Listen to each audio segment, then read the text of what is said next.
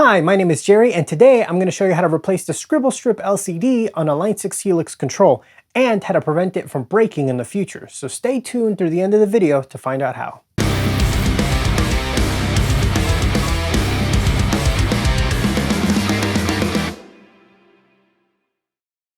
Okay, so story time. Last year, I had the wonderfully amazing opportunity to perform at Whiskey A Go Go. Yes, the historic Whiskey A Go Go on the Sunset Strip in California.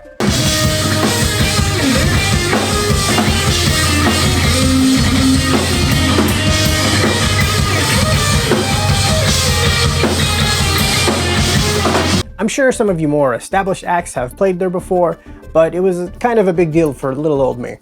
Anyway, it was kind of a last-minute gig, so I threw all of my gear into my little car, drove down to Los Angeles, played the show, and had a grand old time.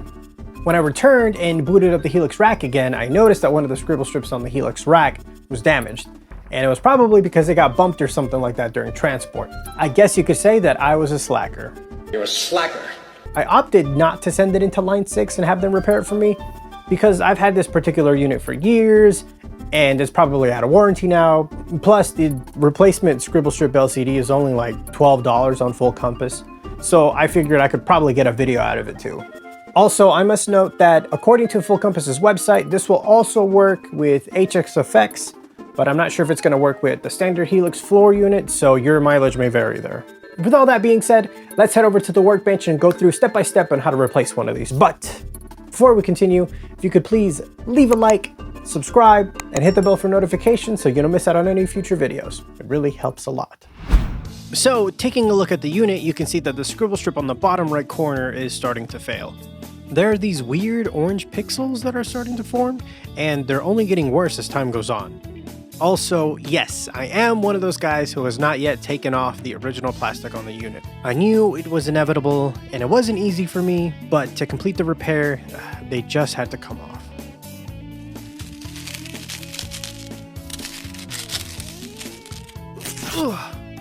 Before we take out any screws or anything, I'm going to take this time to dust off the unit, and of course power it down before we take it apart. Opening up the package, you can see what the Scribble strip looks like on its own.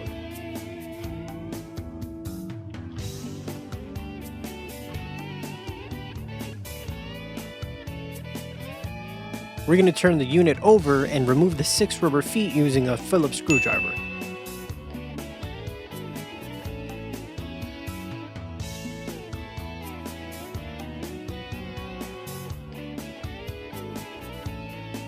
You'll also notice 2 screws kind of in the middle section. Those will need to be removed as well. Flipping it back over, on the back of the unit, we'll need to remove the 2 screws on either side. The last step before the chassis can come off is to remove the 2 pads that are on the sides. These are actually held in with hex screws, so you'll need to get yourself a 2.5mm hex key to do the job.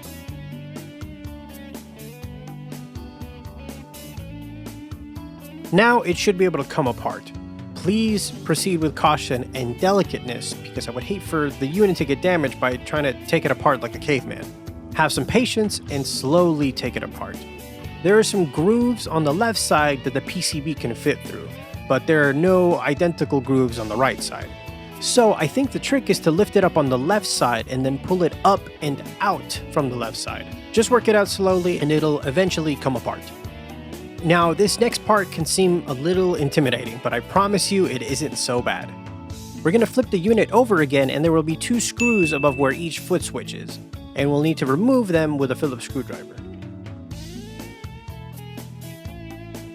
Take note of the 2 foot switches that have a sort of plastic spacer, if you will, above them. These will need to go back on those exact spots upon reassembly. Next, slowly and carefully work the PCB out of the groove. It is being held down by a bit of adhesive, but it's nothing so strong that it'll prevent it from coming right out. The only thing that's really connecting the PCBs to each other are the big ribbon cables, so please be careful. Once it's out, you'll notice that the ribbon cables holding the Scribble strips in place have hot glue on them. Make sure to remove the glue before trying to remove the actual ribbon cable. This can easily be done by using your fingers.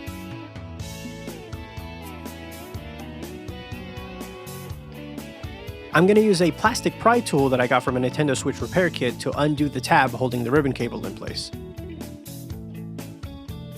Then I'm going to take some tongs, also from the same Nintendo Switch repair kit, to remove the ribbon cable. I'm going to lift the PCB and use the pry tool to remove the old Scribble strip.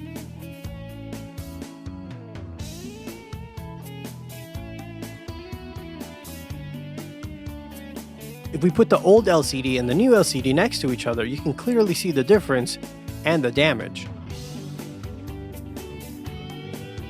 Finally, using the same tools that I've been using, I'm going to slip the ribbon cable into the groove and carefully put the tab down. After carefully putting the PCB back in place and putting in a few screws, I'm going to power on the unit and make sure that the installation was a success. I would hate to have put the chassis all the way back together only to find out that I did something wrong. And as we can see, yep, everything went according to plan. The only thing left to do is to put everything back in reverse order. Another thing to take note of is to slip this ribbon cable in between the two PCBs. If you look at the footage, you can clearly see that I forgot to do that the first time around and had to remove the screws and do it all over again. Don't forget the two plastic spacer thingies. When putting the chassis back together, remember to slide in the right side first, and then the left side of the PCB should slide right in. Again, I can't reiterate enough, just work it slowly, and it should fit right in. And then, the final step is to put all of the screws back, including the 6 rubber feet, the 2 rubber pads that go on the sides,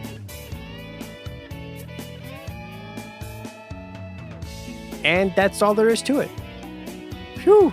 Wow, that wasn't really difficult per se. It was definitely a lot of work, and I really don't feel like doing all of that again. That's where my buddy Chad Boston from GearByCEBA comes in. If you're not familiar with Chad and his website, he sells skins, accessories, and, most importantly in our case, screen protectors for various modelers, including the Line 6 Helix family of products. So that's what we're going to do with this Helix control unit. I'm not going to go over the entire application process because it is a little involved if you want to do it right, and I already did that in another video when I applied a skin and some other goodies on a Line 6 Helix LT. That will be linked in the description if you want to check that out. I decided to go with this cool carbon fiber skin, and once the screen protectors were on there too, I think the whole thing looks quite spiffy if I do say so myself. He also sells these awesome foot switch toppers if you ever caught yourself finding it difficult to accurately hit the foot switches on the Helix. So I decided to install some of these too. Finally, as a bonus tip, after doing some research, I found that the dimensions on a Helix control and a Podgo messenger bag were almost identical. So I went ahead and grabbed one, and to my surprise, it was a great fit, albeit very snug. So now, on top of everything that we've done, I have something to carry the thing in, and this should definitely prevent it from any further damage in the future. And that pretty much closes out this tutorial. Thank you for taking the time to check out this video.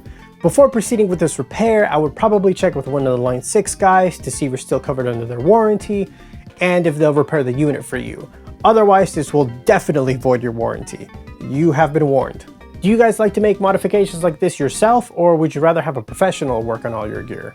I'd love to know, let me know in the comments. If you want to get yourself a skin or a screen protector and save a little cash while you're at it, you can use the code CEBA promo over at GearByCEBA.com during checkout to get 10% off your order. Again, that's CEBA promo, and shout out to my friend Chad for providing the skin and screen protectors. Friends, I finally have merch. If you've been wanting to help support me, there's a link in the description that will take you to where you can get yourself some sweet GT merch. You can also keep up to date with me by following me on all kinds of social media. I'm sure that's up on the screen somewhere right now. Also linked in the description. And for more guitar videos like this one, you can head over to my channel, hit subscribe, and I will see you next time.